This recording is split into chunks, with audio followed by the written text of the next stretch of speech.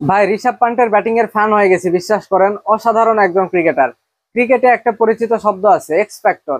একজন x factor ক্রিকেটারের ভেতর যা যা গুণ থাকা প্রয়োজন, তার থেকে বেশি গুণ ঋষভ পান্টের ভেতর আছে ভাই। ঋষভ পান্ট একা হাতে একটা ম্যাচকে উল্টায় দিতে পারে। ধরেন ভারত ম্যাচ হারতেছে, সেই ম্যাচ দেখবেন ঋষভ পান্ট একা হাতে জিতিয়ে দিচ্ছে, এটা বাস্তব ভাই।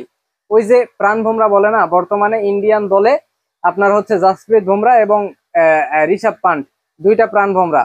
এই দুইজন যদি ভারতীয় দলে না থাকে, তাহলে ভারতীয় দল টেস্ট ক্রিকেটে ভালো বিপদে পড়বে ভাই। এটা বাস্তব, এটা আপনাদেরকে মানা লাগবে। উইকেট টেকিং এর বেলায় যদি আসি, জাসপ্রীত বুমরা ছাড়া খুব বেশি উইকেট টেকার বলার ভারতীয় দলে আছে, এটা আমি মনে করি না ভাই, বিশেষ করে টেস্ট ক্রিকেটে। তো যাই হোক, আপনার এই যে ঋষভ পান্টের কাহিনীতে আসি। ইংল্যান্ডের বিপক্ষে ব্যাক টু ব্যাক সেঞ্চুরি, ইংল্যান্ডের মাটিতে হোক আর ইংল্যান্ডের বাইরে হোক, ইংল্যান্ডের বিপক্ষে একই টেস্টের দুই ইনিংসে সেঞ্চুরি করা প্রথম ইন্ডিয়ান ব্যাটসম্যান ঋষভ পান্ট। এটা অসাধারণ একটা রেকর্ড ভাই, অসাধারণ রেকর্ড। তো যেটা উপরে লিখছি যে সুনীল গাভাস্কারকে অপমান করলো আপনার ঋষভ পান্ট, এটা লিখার কারণ হচ্ছে আপনার প্রথম ইনিংসে যখন ঋষভ পান্ট সেঞ্চুরি করে, সে আপনার সেলিব্রেশন করে একটা ডিগবাজি মারে ভাই মাঠের ভেতরে। হ্যাঁ, সে মাঝে মধ্যে এটা করে। তো সেকেন্ড ইনিংসে যখন সেঞ্চুরি করছে, তখন খেলা দেখতেছিল আপনার সুনীল গাভাস্কার। বেলকুনি থেকে প্রায় 1 মিনিটের মতো সময় ধরে সে বারবার বলতেছিল ডিগবাজি মারো, হাত দিয়ে ইশারা করতেছিল ঋষভ পান্টকে, ডিগবাজি মারো। এটা ক্যামেরাতে বারবার দেখাচ্ছিল, হ্যাঁ, যাতে ঋষভ পান্টের নজরে আসে এবং ঋষভ পান্ট একটা ডিগবাজি মারে। তো ঋষভ পান্টের নজরে আসার পরেও কিন্তু ঋষভ পান্ট আসলে ডিগবাজি মারেনি। তো এইটা আমার কাছে একটু অপমানই মনে হয়েছে, কারণ একজন এত সিনিয়র ক্রিকেটার, লেজেন্ডারি ক্রিকেটার, হ্যাঁ, সে একটা ডিগবাজি মারতে বলছে, এতক্ষণ ধরে বলতেছে, একটা ডিগবাজি মারা উচিত ছিল। তো যাই হোক, এখন ঋষভ পান্ট প্রথম ইনিংসে সেঞ্চুরি, দ্বিতীয় ইনিংসে সেঞ্চুরি, 140 বলে আপনার হচ্ছে 118 রান। এই যে ব্যাটিং এর মানে এই যে যেই স্ট্রাইক রেটে ব্যাটিং করে টেস্ট ক্রিকেটে ঋষভ পান্ট, এটা আমার কাছে খুব ভালো লাগে ভাই। এই জন্যই তাকে মানে এক্স ফ্যাক্টর বলতেছি। হ্যাঁ, সে নামবে। এটা যে টেস্ট খেলা হচ্ছে, টেস্ট খেলা মানেই যে আমাকে ওইখানে গিয়ে একদম উইকেটে আপনার চুম্বকের মতো আটকে থাকা লাগবে এমন না। একটু অ্যাটাকিং ক্রিকেট খেলে প্রতিপক্ষকে উল্টো চেপে ধরা যায়। এটা ঋষভ পান্ট খুব ভালো করতে পারে ভাই, খুব ভালো। ঋষভ পান্টের থেকে ভালো মনে হয় কেউই করতে পারে না এটা।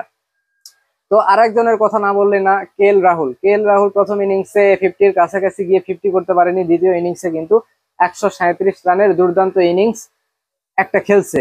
247 বলে 137, টিপিক্যাল টেস্ট ইনিংস। কে এল রাহুল টেস্টে এরকমই খেলে। তো কে এল রাহুলের কিন্তু ক্যারিয়ারই বদলে দিছে ভাই এই যে গৌতম গম্ভীর।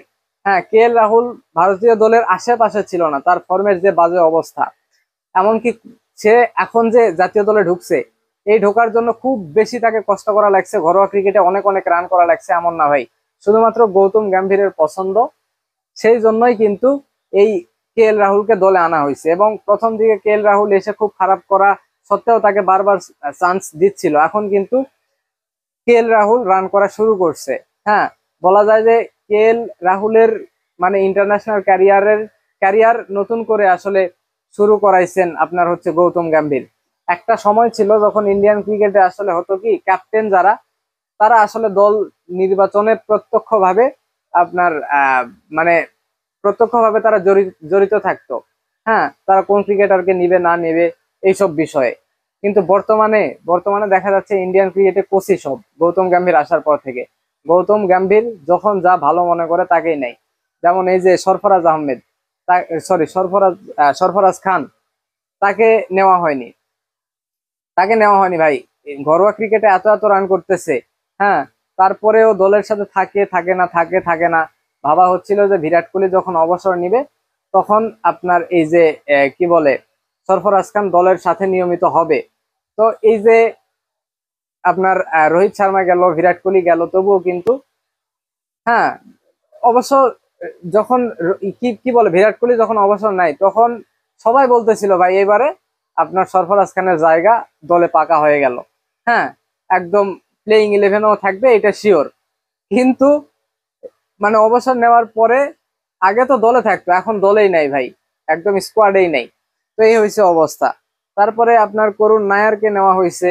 করুণ নায়ার বারবার একটা সুযোগ চাচ্ছিল, বারবার একটা সুযোগ চাচ্ছিল করুণ নায়ার, তো করুণ নায়ারকে সেই সুযোগটা দেওয়া হয়েছে। প্রথম ইনিংসে ব্যাটিং করতে একটা ডাক মারছে, প্রথম ইনিংসে একটা ডাক মারছে, যদিও ওইটা দুর্দান্ত একটা ক্যাচ ধরছে আপনার হচ্ছে ফিল্ডারটার নাম মনে পড়তেছে না, যাই হোক।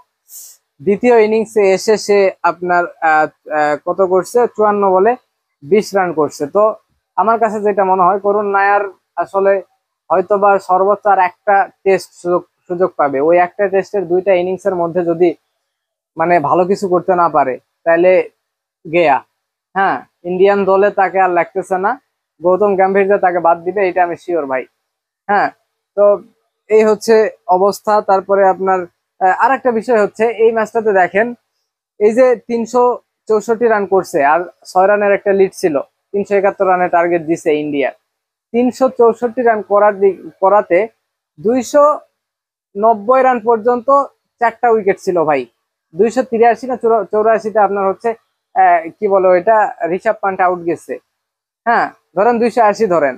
এই যে বাকি 20 রান এবং এদিকের 64, 60 আর 20-এ 80 আর 4 84, বাকি এই যে 84 রান করতে ইন্ডিয়ার 6টা উইকেট পড়ে গেছে ভাই।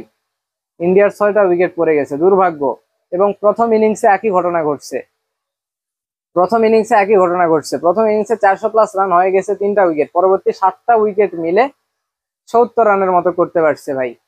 তো ইন্ডিয়া দলের এই যে মানে লোয়ার অর্ডার ব্যাটসম্যান যারা আছে, তাদের আসলে কি সমস্যা, এটা এটা তারাই ভালো বুঝতেছে। যাই হোক, তো এই যে ইন্ডিয়া এবং ইংল্যান্ড যেভাবে টেস্টটা খেলতেছে, দেখেন ইন্ডিয়া কিন্তু প্রথম 2 দিন ব্যাটিং করছে, তারপরেও দেখেন এমন একটা অবস্থা হয়ে গেছে, সেই টেস্টের রেজাল্ট আসার সম্ভাবনা 90%। 90%। অন্যদিকে বাংলা, কারণ একটাই, কারণ ওই যে একটু ফাস্ট ব্যাটিং করে, তারা একটু ফাস্ট ব্যাটিং করে। হ্যাঁ, আর অন্যদিকে বাংলাদেশের দিকে তাকান, 2টা দিন ব্যাটিং করছে, শ্রীলঙ্কাতে ভালো পিচ পায়, ম্যাচের রেজাল্ট বের করতে পারেনি। বাংলাদেশ যদি একটু সাহসী ক্রিকেট খেলতো, তাহলে কিন্তু রেজাল্ট আসতো ভাই, তাহলে 100% রেজাল্ট আসতো। তো ওই ওই ওই সাহসী ক্রিকেটটা বাংলাদেশ খেলতে পারে না, যে ক্রিকেটটা এই যে বড় বড় দল, India, England, Australia, south Africa, এরা খেলতে পারে। হ্যাঁ, এরা খেলতে পারে। তো সেই ক্রিকেটটা ইন্ডিয়া খেলছে এবং এমন এমন একটা অবস্থা হয়েছে, এই টেস্টে একটা রেজাল্ট হয়তো বা আসবে। 371 রানের টার্গেট, যেহেতু ইংল্যান্ড মানে যে ধরনের ক্রিকেটটা খেলে টেস্টেও, যদি বুমরা ভালো বোলিং করতে না পারে, তো এই বুমরা যে ভালো বোলিং করবে এটা আসলে নিশ্চিত। হ্যাঁ, যদি না পারে তাইলে একটা কিন্তু ইংল্যান্ডের ভালো চান্স আছে। দেখা যাক শেষ পর্যন্ত আসলে কি হয়, দেখা যাক। এই হচ্ছে অবস্থা ইন্ডিয়ান ক্রিকেটের।